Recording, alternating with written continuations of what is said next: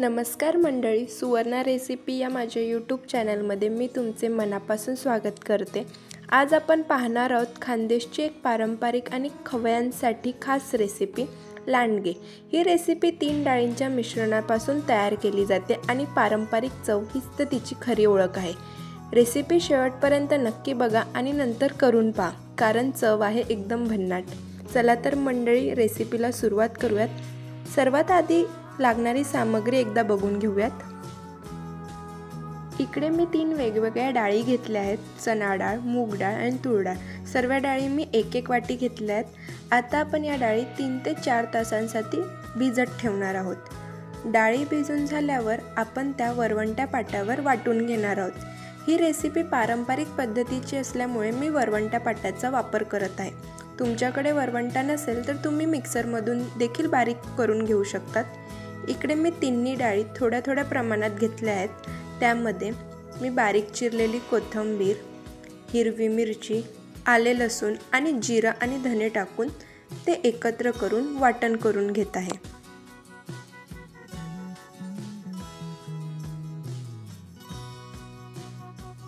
तुम्ही हे मिक्सरमध्ये देखील वाटण करून घेऊ शकतात, पण मिक्सरमध्ये वाटण करत असताना आपल्याला पाण्याचा फारसा वापर करायचा नाही आहे।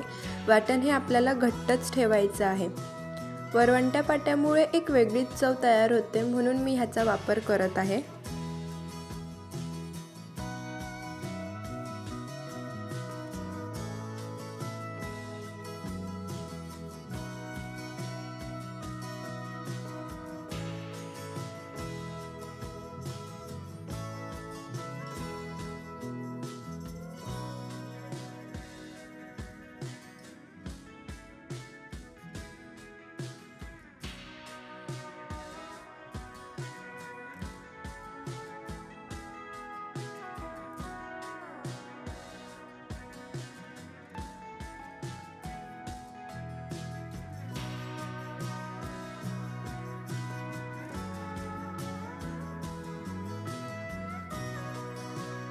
तुम्ही बघू शकतात आपल्या इकडे वाटण तयार झालेलं आहे।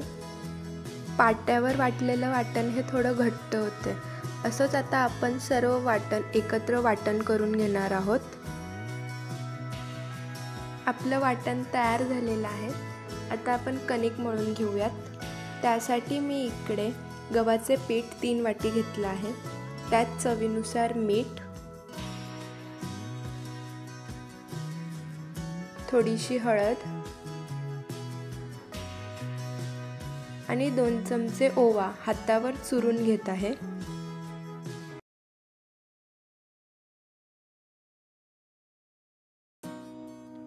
आणि 2 चमचे तेल टाकून मिक्स करून घेणार आहोत। आधी आपण तेल टाकून ते व्यवस्थित मिक्स करून घेऊयात। त्यानंतर आपण जशी कणिक मळतो तशी आपण पाणी टाकून हळूहळू कणिक घट्टसर मळून घेणार आहोत। आपली कणिक ही मळून व्यवस्थित तयार झालेली आहे। आता आपण तिला 10 मिनिटांसाठी झाकून ठेवणार आहोत, जेणेकरून ती चांगली मुरेल। आता इकडे मी वाटलेलं मिश्रण एका बाउलमध्ये काढून घेत आहे।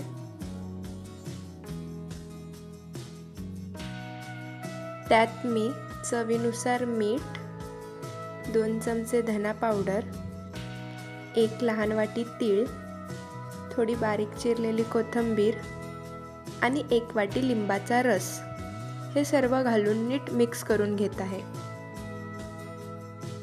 आपल्याला लागणारं मिश्रण हे तयार झालेलं आहे।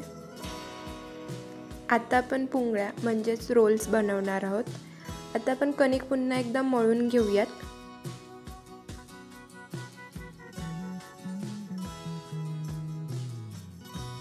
कणिक मळून झाली की आपण त्याची आता पोळी लाटून घेणार आहोत। जशी आपण साधी पोळी लाटतो त्याच प्रकारे आपल्याला ही पोळी देखील लाटून घ्यायची आहे। पोळी तयार झाली की आपण त्यावर तयार केलेले मिश्रण पसरवून लावणार आहोत। व्यवस्थित आपल्याला सर्वीकडे हे मिश्रण लावून घ्यायचे आहे। त्यानंतर आपण त्यावर बारीक चिरलेली थोडी कोथिंबीर टाकून हलक्या हातांनी त्याचे रोल करून घेणार आहोत। अगदी घट्ट नाही करायचे आहेत, फक्त सौम्यपणे पुंगळी तयार करायची आहे।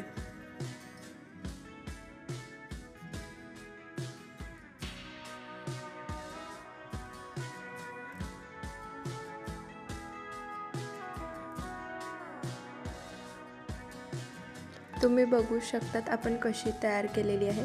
आता आपण असेच सर्व पुंगळ्या तयार करून घेणार आहोत।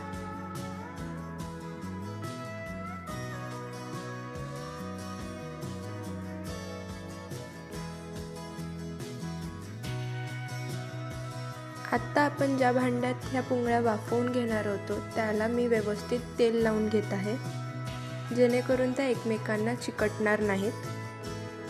आता त्यात एक एक करून सर्व पुंगळ्या व्यवस्थित ठेवून घ्यायच्या आहेत।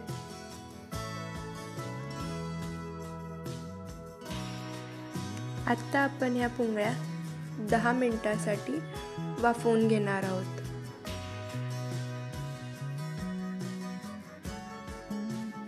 मध्ये एकदा तपासून बघा, जर हाताला चिकटत असतील तर अजून वाफवायला ठेवा। पण आपल्या इकडे 10 मिनिटात ह्या पुंगळ्या तयार झालेल्या आहेत। आता आपण त्या एका प्लेटमध्ये काढून घेऊयात। थोडं थंड झाल्यावर आपण त्या एक एक करून कापून घेणार आहोत। जशी आपली भाकरवडी असते त्याचप्रमाणे आपल्याला ह्या कापून घ्यायच्या आहेत। तुम्ही बघू शकतात कशा प्रकारे मी कापत आहे। अशा प्रकारेच आपण आता सर्व पुंगळ्या व्यवस्थित कापून घेणार आहोत।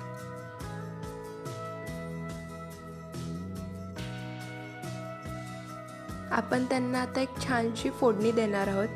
त्यासाठी मी इकडे एका पॅनमध्ये 4 ते 5 चमचे तेल गरम करून घेत आहे। तेल गरम झाले की त्यात मी मोहरी, तीळ टाकून ते व्यवस्थित परतवून घेणार आहे। तीळ आपली चांगली परतवून झाल्यानंतर त्यामध्ये मी 1 चमची हिंग टाकून आणि त्यात थोडे कढीपत्ता टाकून ते व्यवस्थित परत एकदा परतवून घेणार आहे। आपली फोडणी तयार झाल्यानंतर आपल्याला गॅस बंद करून त्यामध्ये तयार केलेल्या पुंगळ्या ह्या टाकून मिक्स करून घ्यायच्या आहेत। ह्या पुंगळ्या फोडणीसह खायला छान लागतात, पण तुम्हाला हवं असल्यास तुम्ही डीप फ्राय करून देखील खाऊ शकतात। मी काही पुंगळ्या डीप फ्राय करून घेतल्या आहेत, त्या अगदी कुरकुरीत तयार झालेल्या आहेत। आपल्या इकडे या पुंगळ्या देखील फोडणीसह व्यवस्थित मिक्स करून तयार झालेल्या आहेत। आता तुम्ही या एक छानशा प्लेटमध्ये सर्व करून खाऊ शकतात।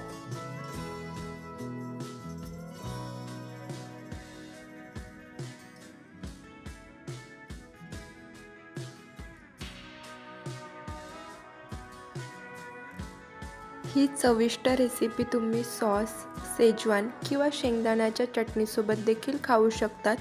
डाळींचं हे पारंपरिक मिश्रण आणि वरवंट्या पाट्याची चव यामुळे ही रेसिपी अगदी अफलातून तयार झालेली आहे।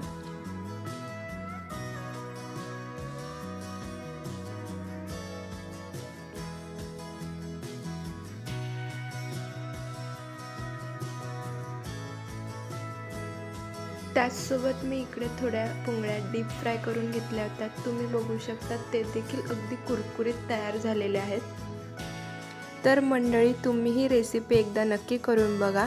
चॅनलवर नवीन असाल तर सबस्क्राईब करा, व्हिडिओला लाईक करा आणि तुमच्या मित्रमैत्रिणींसोबत शेअर करायला विसरू नका। पुन्हा भेटूयात अशाच एका पारंपरिक रेसिपीसोबत। तोपर्यंत धन्यवाद।